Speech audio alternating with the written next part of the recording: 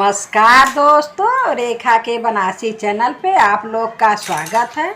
दोस्तों, ये भगवान जी का कजरी है। अच्छा लगे तो लाइक करिएगा, शेयर करिएगा, कमेंट करिएगा, सब्सक्राइब जरूर करिएगा दोस्तों।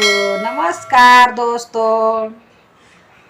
भगवन बीच भंवर में नैया डगमगात बा, दिल में डर समात बाना। प्रभु जी बीच भंवर में नैया डगमगात बा, दिल में डर समात बाना। एक त पापा क बोझल नैया, दूजे पवन बहे पुरवैया। एक तो पापा क बोझल नैया, दूजे पवन बहे पुरवैया।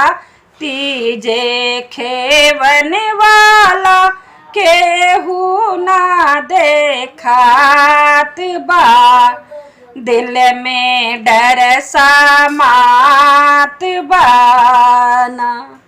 तीजे खेवन वाला केहू ना देखात बा, दिल में डर समात बाना। भगवन बीच भंवर में नैया डगमगात बा, दिल में डर समात बाना। एक त चाचा क बोझल नैया, दूजे पवन बहे पुरवैया। एक तो चाचा क बोझल नैया, दूजे पवन बहे पुरवैया। तीजे खेवन वाला केहू ना देखात बा, दिल में डर समात बाना।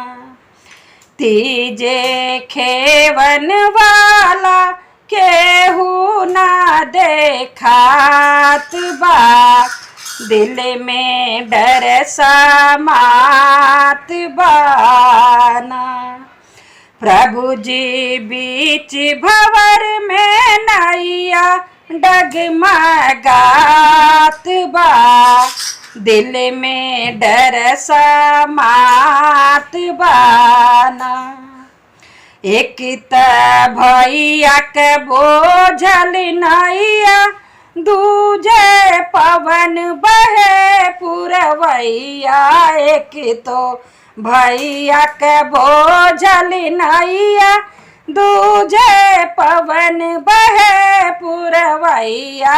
तीजे खेवन वाला केहू ना देखात बा, दिल में डर समात बाना।